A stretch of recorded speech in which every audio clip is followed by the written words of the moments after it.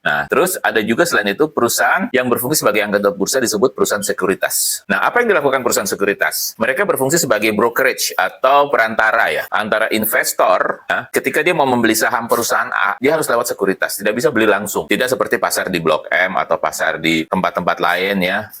Pembelinya bisa langsung ke pedagangnya, datang lalu tawar-menawar harga. Tapi kalau di perusahaan pasar modal itu lebih teratur. Jadi perusahaan sekuritas itu sendiri adalah pemilik bursa efek di Indonesia, dan bursa-bursa di dunia pemiliknya adalah anggota bursa itu sendiri atau perusahaan sekuritas.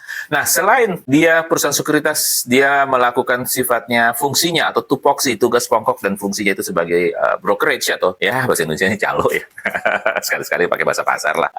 Dia juga berfungsi sebagai assessment atau penilai bagi sebuah perusahaan yang ingin masuk dicatatkan sahamnya di lantai bursa. Karena dia pemiliknya, ya anggota bursa tersebut, ya dia juga harus menilai dong. Misalnya perusahaan Anda yang bergerak di bidang kuliner ini udah laku, pembelinya banyak, terus Anda mau mendapatkan uang lebih dari masyarakat tanpa harus membayar bunga, ya apa yang Anda lakukan? Anda akan menjual sebagian kepemilikan Anda, saham Anda, untuk dijual kepada publik atau masyarakat. Go public, ya. Jadi bisa dibilang, pendanaan melalui publik yang menjual sahamnya, perusahaan yang menjual sahamnya itu adalah dana murah. Murah sekali, karena nggak ada bunga. Oke? Jadi, nggak ada bunga, kok mau investor membeli? Nanti kita bahas. Tapi pada prinsipnya, perusahaan sekuritas itu harus mengakses perusahaan Anda yang jago di bidang kulineri dan sudah terbukti laku makanan Anda itu, dia akan menilai. Dia akan memvaluasi kondisi saat ini, berapa sih nilai ekonomis perusahaan Anda tersebut. Apakah perusahaan Anda sudah memiliki standar-standar internasional seperti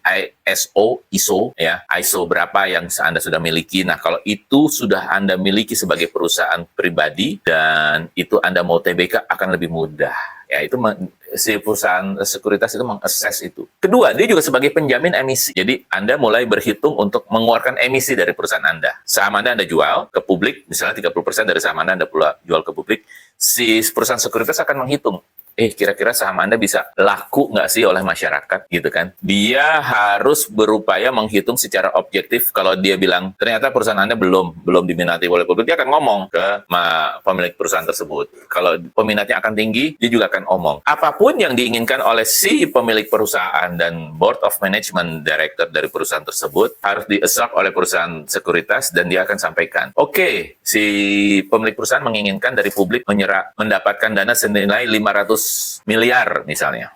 500 miliar, ini perusahaan besar nih ya. 500 miliar itu harus terjadi, si perusahaan sekuritas dengan penjamin emisinya itu harus menelan ketika publik ternyata hanya membeli sekitar 70% atau 50-70% dari harga yang dilempar perusahaan tersebut ke masyarakat. Sisanya 30-50% harus dibeli oleh si penjamin emisi, sehingga pemilik perusahaan yang sudah TBK alias terbuka itu tetap mendapat 500 miliar gitu. Oke, sampai di sini cukup paham ya.